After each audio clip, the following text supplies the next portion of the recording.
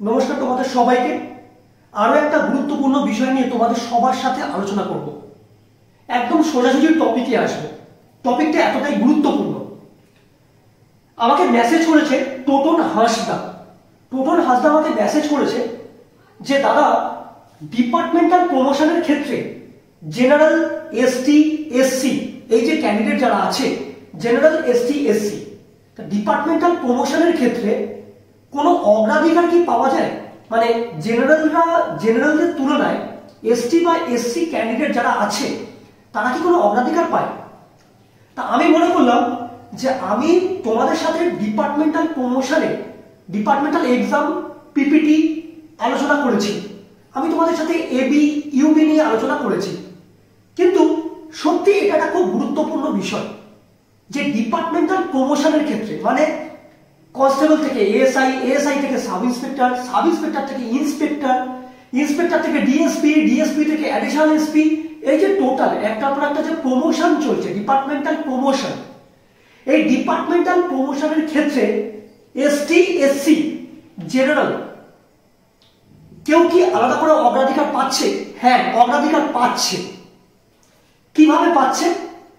জেনারেলরা সত্যি কথা বলতে আমাদের এই যে কাস্ট সিস্টেম, তো এই কাস্ট সিস্টেমের মধ্যে জেনারেলদের জন্য আলাদা করে কোনো ফ্যাসিলিটিস নেই। এসসি এবং এসটিরা অগ্রাধিকার পায় প্রমোশনে। সেটা কিভাবে, সেটাই আমি তোমাদেরকে আজকে এই ভিডিওতে বোঝাবো। ডিপার্টমেন্টাল প্রমোশন কনস্টেবল থেকে এএসআই, এএসআই থেকে সাব ইন্সপেক্টর, এটা এক্সামের মধ্যে দিয়ে পাওয়া যায়। ডিপার্টমেন্টাল এক্সামের মধ্যে দিয়ে কনস্টেবল থেকে এএসআই, এএসআই থেকে সাব ইন্সপেক্টর প্রমোশন পাওয়া যায়। আবার পিপিটির মাধ্যমেও পাওয়া যায়। তবে সাব ইন্সপেক্টর থেকে ইন্সপেক্টর তখন কিন্তু আর কোনো ডিপার্টমেন্টাল এক্সাম হয় না, তখন কিন্তু সমস্তটাই পিপিটি।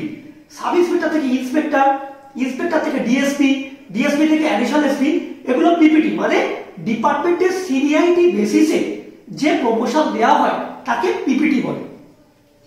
তাহলে কনস্টেবল থেকে এএসআই, এএসআই থেকে সাব ইন্সপেক্টর, এখানেও ডিপার্টমেন্টাল এক্সামের মাধ্যমেও প্রমোশন হয়, পিপিটির মাধ্যমেও হয়। তাহলে আজকে আমাদের বিষয় ডিপার্টমেন্টাল এক্সাম নয়। ডিপার্টমেন্টাল এক্সামের ক্ষেত্রে যেহেতু কনস্টেবল থেকে এএসআই এবং এএসআই থেকে সাব ইন্সপেক্টর শুধুমাত্র ডিপার্টমেন্টাল এক্সামের মধ্যে দিয়েও প্রমোশন হয় এবং পিপিটির মধ্যে দিয়েও হয়, তো ডিপার্টমেন্টাল এক্সামের ক্ষেত্রে মানে এলিজিবিলিটি ক্রাইটেরিয়া শুধুমাত্র 5 বছর চাকরি পূর্ণ হলেই হবে।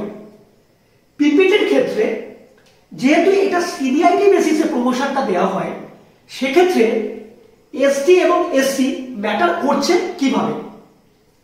যখন আমরা চাকরিতে ঢুকি একজন কনস্টেবল হয়ে, বা একজন ডাইরেক্ট সাব ইন্সপেক্টর হয়ে, বা একজন ডিএসপি হয়ে, এইগুলো তো চাকরিতে ঢোকার একটা মাপকাঠি।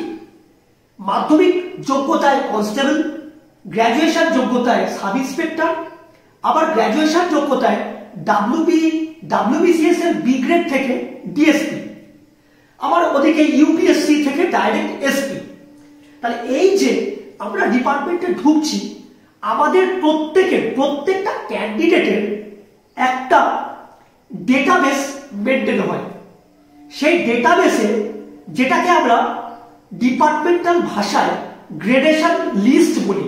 হ্যাঁ, তোমরা অনেকেই জানো না, ডিপার্টমেন্টাল ভাষায় এটাকে গ্রেডেশন লিস্ট বলা হয়। তাহলে যখন আমার গ্রেডেশন লিস্ট মেনটেন হচ্ছে ডিপার্টমেন্টে, আমি যেহেতু একজন জেনারেল ক্যান্ডিডেট, তাহলে আমার নামের পাশে জেনারেল লেখা হবে। যে এসসি ক্যান্ডিডেট হবে তার এসসি লেখা হবে, যে এসটি ক্যান্ডিডেট হবে তার এসটি লেখা হবে। তো এইভাবে কাস্ট লেখা হয় বা গ্রেডেশন লিস্ট মেনটেন হয়। প্রমোশনের ক্ষেত্রে কি হবে? পিপিটি একমাত্র গ্রেডেশন লিস্টে এই যে এসসি, এসটি প্রমোশনের ক্ষেত্রে ম্যাটার করে পিপিটির মাধ্যমে প্রমোশনে।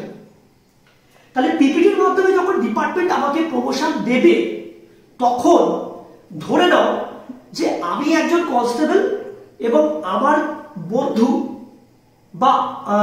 বন্ধু একজন কনস্টেবল, আমাদের দুজনেরই 10 বছরের চাকরি। যেহেতু পিপিটি সিনিয়রিটি বেসিসে প্রমোশন দেয়, আমাদের দুজনেরই 10 বছরের চাকরি। কিন্তু আমি জেনারেল ও এসসি, তাহলে পিপিটির মাধ্যমে যখন প্রমোশন দেবে তখন আমাদের দুজনের চাকরি যেহেতু সেম, কিন্তু আমি জেনারেল ও এসসি, ও কিন্তু আমার আগে প্রমোশন পাবে। এইটাই হচ্ছে ডিপার্টমেন্টের নিয়ম, এইটাই হচ্ছে গ্রেডেশন লিস্টের সিস্টেম। তাহলে টোটন বা টোটনের মতো আরো অনেকের মনে এই যে প্রশ্ন, যাদের মনে এই প্রশ্ন, আশা করি তোমরা এই ভিডিওটা দেখলে তোমাদের কনফিউশনটা ক্লিয়ার হয়ে যাবে যে পিপিটি যেহেতু সিনিয়রিটি বেসিসে ডিপার্টমেন্টে প্রমোশন দেয়, কনস্টেবল থেকে এএসআই, এএসআই থেকে সাব ইন্সপেক্টর, সাব ইন্সপেক্টর থেকে ইন্সপেক্টর, এই যে পরবর্তী পরপর যে প্রমোশনগুলো, এই প্রমোশনগুলোতে সিনিয়রিটি বেসিসে 2 জন, 5 জন, 10 জন, যাদের চাকরির বয়স, চাকরির যে সীমা একই, তারা প্রত্যেকেই 20 বছর করে চাকরি করছে। কিন্তু দেখা যাবে যে ওই 5 জনের মধ্যে যদি 2 জন এসসি বা এসটি হয়, তারা কিন্তু আগে প্রমোশন পাবে ওই 3 জনের তুলনায়, যেহেতু ওই 3 জন জেনারেল। তাহলে এই যে ছোট্ট ইনফরমেশন কিন্তু এতটা গুরুত্বপূর্ণ, আগামী দিনে চাকরি যে তোমরা করবে এটা যে এতটা গুরুত্বপূর্ণ বিষয়, এটা হয়তো তোমরা অনেকেই জানতে না। তো এই রকমই আরো গুরুত্বপূর্ণ বিষয় নিয়ে আমি তোমাদের সাথে ভিডিওর মাধ্যমে আলোচনা করব।